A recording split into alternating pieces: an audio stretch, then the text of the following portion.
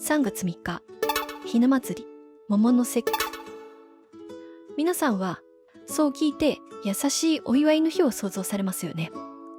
ですが、歴史の裏側を紐解くと、そこには全く別の顔が隠されていました。実はこの日はかつて死と隣り合わせの最も怖い日だったんです。なぜ美しい人形が身代わりとして捨てられたのか、そしてなぜそれが愛のお祝いへと変わったのか。今夜はひな人形に託された命の祈りの物語を紐解いていきましょう。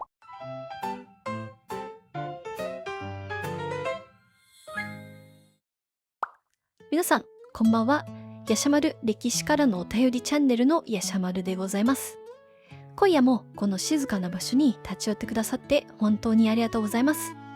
いやー、早いもので3月ももう少しですね。暦の上では春になりましたが、夜はまだひんやりとした空気が残っていますよね。でもですね、庭先や花屋さんの店先に可愛らしいピンクの桃の花を見かけるようになると、今年も桃の節句が来たんだなーなんて、そんな風になんだか心がふっと緩むような、そんな気はしませんか？ということで今日はですね、3月3日桃の節句、こちらのお話をしていきたいなと思っております。皆さんは3月3日桃の節句と聞いてどんな風景を思い出しますか？豪華な段飾りのひな人形、甘いひなあられ、それから家族で囲むちらし寿司。今は女の子の健やかな成長を願う、どこか甘くて幸せいっぱいの行事っていうイメージですよね。でもですね、歴史という長い古い手紙を丁寧に剥がして読んでみますと、そこには今の私たちが思うおめでとうとはまたちょっと違う、もっと切実な、そう心震えるような物語が隠されていたんです。実は桃の節句というのは最初からお祝いではなかったんです。むしろ昔の人たちにとってこの春の入り口というのは少しばかり薄暗く切実で、なんなら命がけのおまじないの日だったんですね。あんな可愛いおひな様にどうしてってね、そんな風に思われるかもしれません。でもですね、その理由を知ると日本人がいかにして不安を愛に変えてきたのか、そんなしなやかな強さが見えてくるんです。今夜は古代から現代まで桃の節句に込められた祈りのリレーをゆっくりと辿っていこうと思います。このお話が終わる頃には皆さんの目にはいつものひな人形が少し違って、まるでずっと自分を見守ってきた古い友人のように見えてくるかもしれません。もしこのお話を聞いて、日本っていいなって思っていただけたら、ぜひ高評価、チャンネル登録をしてもらえると嬉しいです。それではまずは春という季節が昔の人にとってどんな存在だったのか、そこから始めていきましょう。第1章、春は嬉しいけど怖い季節だった。さて、まずは皆さんと一緒に少し時計の針を大きく戻して、昔の人たちが春をどう感じていたのか、そういった心の部分を覗いていきたいと思います。今の私たちにとって春って最高ですよね。凍てつく冬が終わって桜が咲いて新しい生活が始まる、ワクワクする季節です。でもこれって実はお腹いっぱい食べられて医学もしっかりしている現代だからこその感覚なんです。江戸時代、あるいはそれよりずっと昔、当時の人たちにとって春は命が最も揺らぐ季節でした。ちょっと想像してみてください。暖房もない隙間風の入る家で過ごした長い冬、保存食も少しずつ切り詰めながら寒さと上に耐え続けてきた数ヶ月間です。ようやく雪が溶けて緑が芽吹く、一見救いの季節に見えますけど、実はここが一番の難所だったんです。栄養が足りなくて体力も限界に達しているところに急激な気温の変化がやってくる。今の私たちが寒暖差が激しくて風邪をひきそうというレベルとは全然違うんです。その変化に弱り切った体が耐えきれないんですね。実際に当時の記録を見てみると、冬は越せても春になった途端に人が倒れるということが本当に多かったそうなんです。特にまだ体力のない小さなお子さんやお年寄りの方、彼らにとって春の入り口は無事に越えられるかわからない命の崖っぷちだったわけです。だから当時の人たちが言う春よ来いには今の私たちが思うよりずっと重い覚悟みたいなものが含まれていたんです。春が来るのは嬉しいけど、同時に家族の誰かがこの春の嵐にさらわれてしまうんじゃないか。そういった根源的な不安です。でもですね、ここが日本人のすごいところなんですけど、彼らはその不安をただ怖がるだけでは終わらせませんでした。季節の節目にしっかりとおまじないをしよう。悪い気、邪気を追い払って身を清めてから次の季節に進もう。そうやって自分たちの心を守ろうとしたんですね。これが節句の本質です。最初、桃の節句には豪華なお料理も人形もありませんでした。そこにあったのはただ一つ。どうかこの春もみんな無事に生き延びられますように。そういう震えるような切実な祈り。それが桃の節句の一番初めの飾らない姿だったんですね。第2章、桃という名の最強の味方。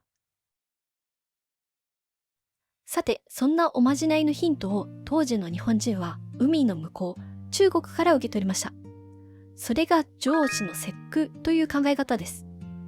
上子というのは3月の上旬の最初の実の日のこと。中国では古くからこの日に川に行って身を清める習慣がありました。で、その時に欠かせなかったのが桃だったんです。皆さん、桃という果物にどんなイメージを持っています？みずみずしくて甘くてピンク色で可愛い。そんな感じですよね。でもですね、昔の東アジアでは桃は可愛らしい果物じゃなくて最強の魔除けの武器だったんですよ。皆さん思い出してみてください。日本で一番有名な桃の物語。そう、桃太郎です。なんで桃から生まれた男の子が鬼を退治しに行くのか。あれは偶然じゃなくて、桃には悪いもの、鬼や邪気を打ち払う神聖な力があるという古い信仰があったからなんです。日本最古の歴史書にも、イザナミの御事が黄泉の国から逃げるとき、桃を投げつけて追っ手を追い払うシーンが出てきます。桃の木で作った弓矢とか、桃の精霊とか、桃っていうのは人々の生きたいという願いに寄り添う一番の味方だったんですね。この中国から伝わった身を清める文化と桃の魔除けの力、それが奈良時代や平安時代に日本に伝わってきて、そこから日本独自のとても繊細な優しい形へと進化していくことになります。それは自分の汚れを何かに移して代わりに流してもらうという、いかにも日本人らしい、切なくも美しい身代わりの物語でした。第3章、人型に託された身代わりの愛。平安時代になると、人々はもっと直接的な方法でおまじないを始めました。それが人型の信仰です。人型って紙とか草を人の形に切り抜いたすごくシンプルなものです。当時の人々は信じていました。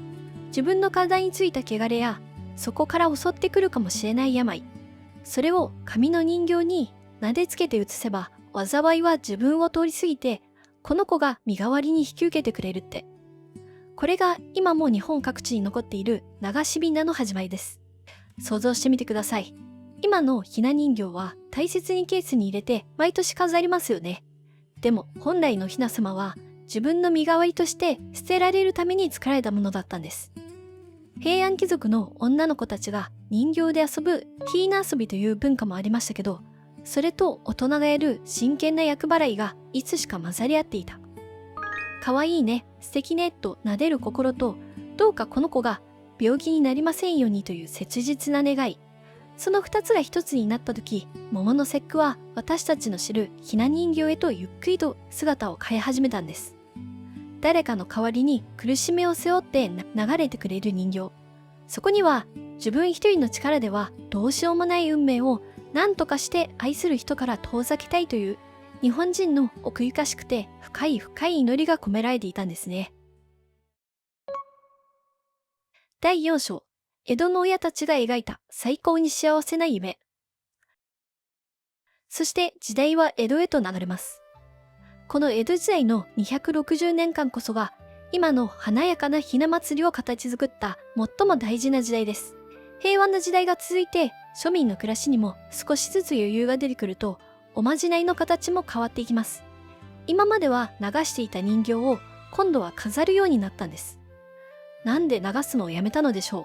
それはですね、親たちの願いがもっと欲張りというか、もっと愛に溢れたものになったからだと私は思うんです。今この瞬間の役を落としたいということだけじゃなくて、この子が大人になるまでずっとそばで守っていてほしい。生涯ずっと幸せでいてほしい。そういった長い願いに変わっていった。身が追い立った人形はいつしか子守歌のように寄り添う守護神になったんですね。だからお雛様はどんどん豪華になっていきました。最初の立ち姿はシンプルなものだったようなのですが、座るようになり、衣装はきらびやかな十二一人になり、江戸の中頃には段飾りが登場します。お内裏様とお雛様、その周りには3人の官女や5人林。あれはですね、当時の人たちにとっての理想の結婚式の様子なんです。この子が将来素晴らしいご縁に恵まれて、こんな鮮やかな暮らしができますように。そんな親たちの親バカとも言えるぐらい熱い熱い愛情が段飾りにはぎゅっと詰め込められているんですよ。でもですね、私はこうも思うんです。ひな人形が豪華になればなるほど、実はその裏には江戸の人たちのそれでも拭いきれない不安があったんじゃないかなって。今の私たちよりずっと子供が亡くなることが多かった時代です。せっかく授かった命が早い病で飽きなく消えてしまう。そんな無力感の中で親たちがせめてできる最大限のことが立派な人形を買い、それを娘の身代わりに立てて、どうかこの子を私の代わりに守ってくださいと祈ることだった。輝かしい金屏風の色や鮮やかな着物の赤、あれは暗い闇の中で我が子を照らし続けたいと願った親たちの執念の色だったのかもしれないなぁなんて思うんです。祈りがお祝いに変わった。けれどその底にはやっぱり変わることのない切実な愛が流れ続けていたんですね。第5章、愛の暗号で埋め尽くされた食卓。ここでひな人形のそばに並ぶ供え物についてもちょっと触れておきましょう。これもですね、昔の人たちが仕掛けた最後のおまじない、いわば愛の暗号が隠されているんです。まずはひし餅。白、緑、ピンクの3色。これ何を意味しているか知っていますか？実は雪解けの風景を表していると言われている説があるんです。一番下の白い層が雪。真ん中の緑が雪の下から芽吹く新芽。そして一番上のピンクが咲き誇る桃の花。つまり厳しい冬を乗り越えて、ようやく新しい命が動き出す春の勝利を表現しているんです。冬を越せたね。おめでとう。これからは暖かいよっていう大地からのエールなんですね。それからハマグリのお吸い物。ハマグリという貝は対になっている殻同士じゃないと絶対にぴったり合わないんだそうです。そこから一生を添い遂げるたった一人の大切な人と出会いますようにという願いが込められていた。一つ一つの食べ物や色や形に願いを込める。元気でいてね、幸せになってね。その直球の言葉を言うのが照れくさかったのか、あるいは言葉だけじゃ足りないと思ったのか。昔の人たちはそうやって形でおまじないをかけました。桃の節句の食卓はいわば親から子へのラブレターで埋め尽くされているんです。最終章、まとめ。今この季節を大切に思うあなたへ。さて、長い時間をかけて桃の節句の歴史を一緒に辿ってきましたが、いかがでしたでしょうか？最初は春が怖かったという素朴な厄払いから始まったこの行事。それが川を流れ、時代を超え、江戸の町で花開いて、今の私たちの手元に届いています。今私たちが目にするひな人形。彼らはもはや川に流される存在ではありません。でも彼らが背負っている誰かの代わりに役を引き受け、誰かの幸せをじっと見守るという役割は、1000年前も今も何一つ変わっていないんです。もし今年の3月3日、皆さんがひな人形の前を通ることがあったら、あるいは桃の花をふと見かけることがあったら、ほんの数秒だけ昔の人たちに思いを馳せてみてください。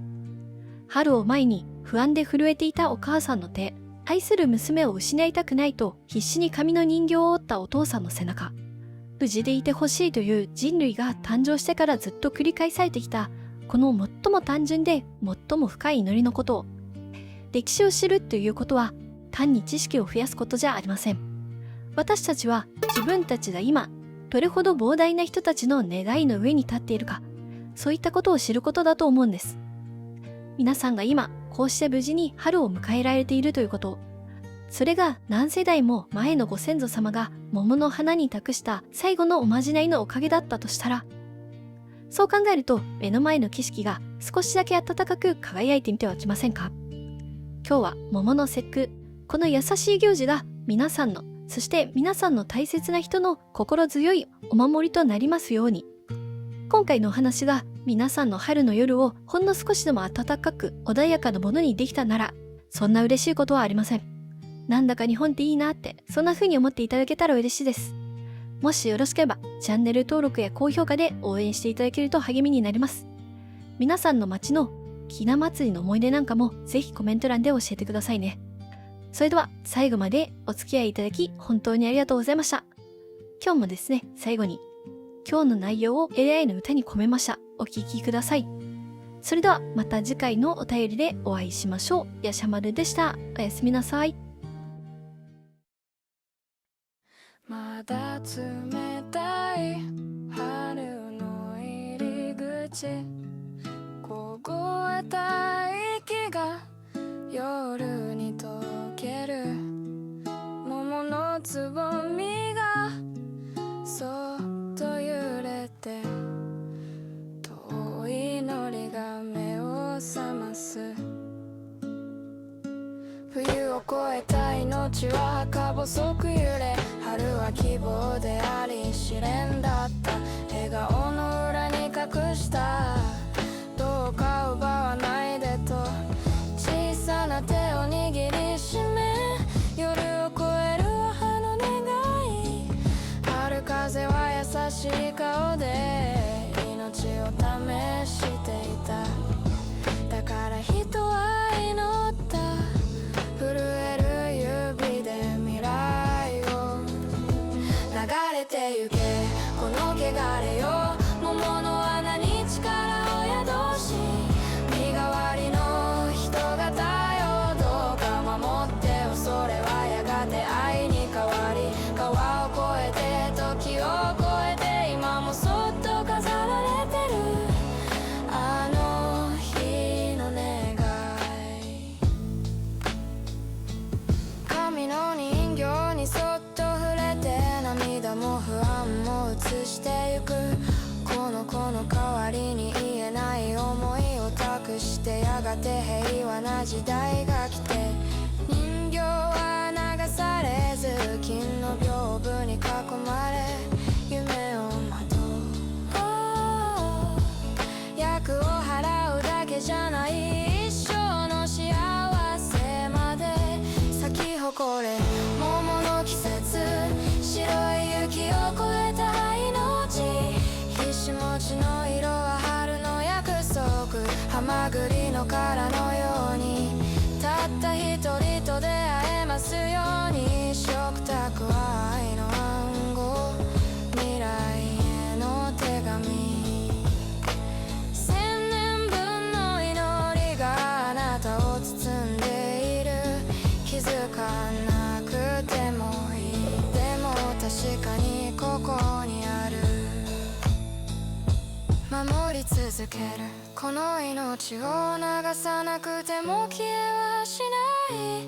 身代わりの優しさは今もここに、春はもう怖くない。桃発祝福の色、愛は形を変えながら